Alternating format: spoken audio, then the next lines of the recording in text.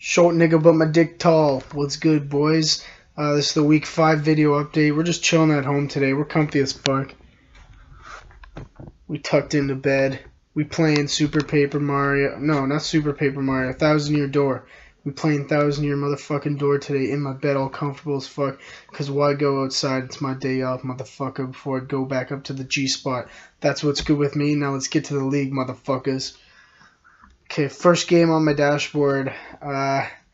Me versus Dom, 115 to 110. You know what? Good team victory by me, but I lost my boy Jamal Charles, not first overall pick, but he's the best player on my team. Everyone knows that. He's second highest scoring player in fantasy to date, except for I think Devontae Freeman's actually going off right now.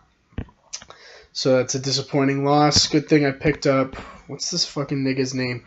Charkandrick West and Niles Davis. So hopefully one of them can go off and I can not replace Charles, but do my best. Because it's kind of tough to replace a guy like Jamal Charles.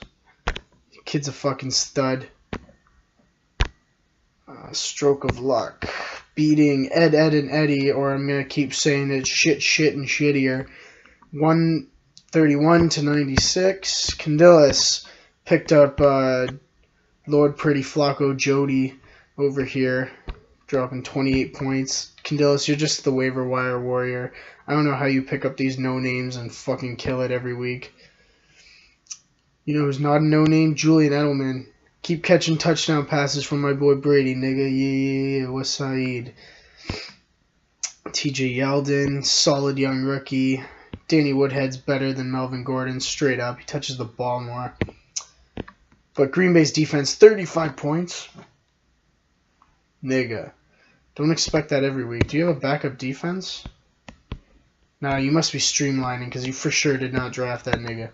Jordan, who'd your team have? DeAndre Hopkins, like usual. He's fucking god right now. He's probably one of the best receivers in the NFL that no one's talking about, and it's pissing me off too because the guy's clutch. Jordan, you got Ryan Tannehill. Good for you because I don't know if you've seen this already, but Tyrod Taylor has he's got a sprained MCL.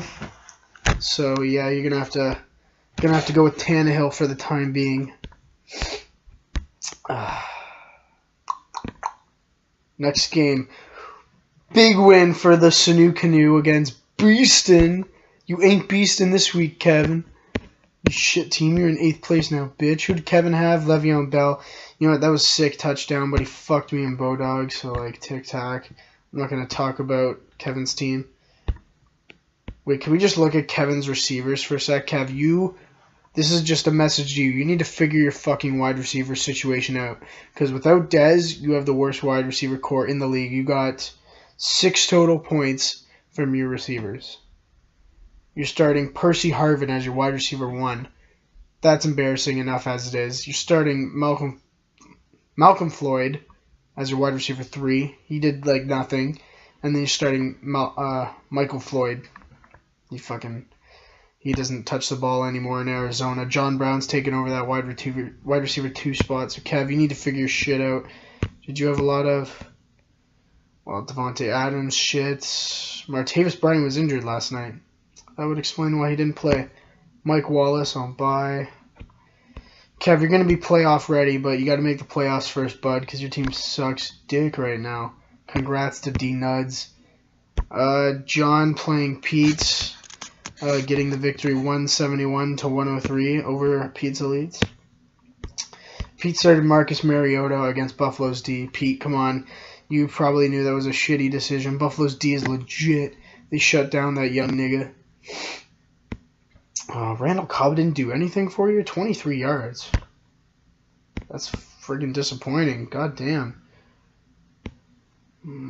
Dion Lewis, that guy's a stud. The only reason why this game was...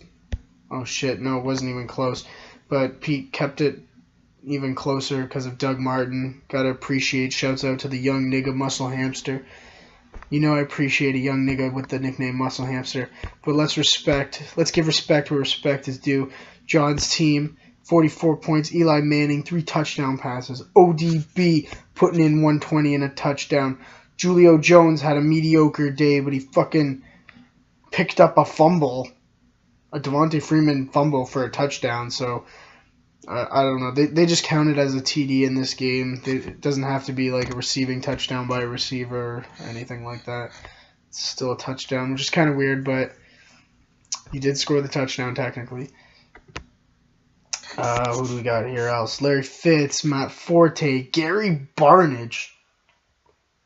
Who's this nigga, and why is he catching sick passes between his legs? Is tight end? Oh, never mind. I was going to say John's only weak position is tight end, but he's got Greg Olsen on the bench.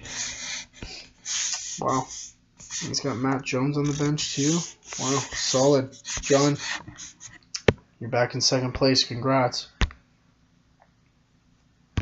Last game of the day, Benny and the Jets taking out Hit That Blunt. Probably because Keenan Allen only had a 57-yard game this week. That and Michelle started Peyton Manning. Jesus Christ, 9 points. Michelle, you need to find a new quarterback. Peyton's on the way out. You got Phillip Rivers. I got the same situation in my other league. You got to start starting Phillip Rivers every week. He's leading the league in passing yards, and Peyton's not getting it done anymore for you, bud. Sorry, Michelle. Your only good player this week was DeMarco Murray and Anquan Bolden. Wow. Andrew didn't really have a good week either, but he's got the fantasy breakout player of the year, in my opinion. Tyler Eifert is a fucking stud. You know what? Those tall-ass niggas on the outside, AJ Green, Marvin Jones, and Sanu, they take up so much space on the outside that the middle of the field is wide open for Eifert and his 6'6" giant white boy frame. He's should be, if he bars injury, should be consistent for you all year, man. Okay. Let's get to week 6, matchups and picks. Ooh, I play Michelle this week. I'm projected to lose. Oh, it's because my kicker's on bye. I'll probably be projected to win after I find a new kicker this week. Oh, and I'm starting Jamal Charles still. Lolio, I need to change that. I'm not going to do that right now. Either way, I'm not even going to look at Michelle's shitty team. They play Cleveland. Cleveland's got to... Wait, depending on Joe Hayden. If Joe Hayden plays, then Peyton Manning's going to probably have a bad week, but tic-tac. She's starting Hit That Blunt. Anquan Bolden. Whatever, I'm not scared of your team, bitch. I'm taking me for the win. Next game, week 6. Stroke of Luck versus Sanu Canoe. Dan, I don't know how you keep getting wins because your team is fucking god-awful. But Danny has... he's got weak receivers. Rashad Matthews. Why are you starting Rashad Matthews, Danny? I'd rather take Kendall Wright over Rashad Matthews any day. Man, both these teams are so bad. But I'll take Candelas because I like his receivers better. This Benjamin kid is surprisingly good right now. He's been putting up decent fantasy numbers. Okay, third game here. Well, this one's projected to be high scoring and close. Ed, and Eddie versus the Beckhams of John Palmieri. Let's take a look at the matchups here. Jordan's dependent on Miami this week. They're playing Tennessee, who have a surprisingly decent defense. You'd be surprised because, what's that nigga's name? Arrington? Yeah, it's Arrington, I think. He left the Patriots to play for Tennessee for some goddamn reason, and he's improved their secondary drastically. San Diego got torched by Le'Veon, so Eddie Lacy's going to come in there and shit on him. Chris Ivory's a stud so far.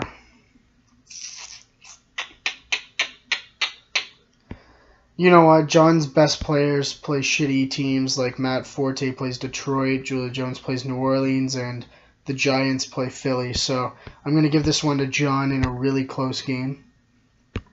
119 to 120 could be an actual score of this one. This could be really close. Game 4 on the docket. Benny and the Jets is projected to lose to Instagram 113-104. And considering Pittsburgh's pass defense is pretty shit, they gave up a ton of yards to Phillip Rivers. Dom's got Carson Palmer starting against him.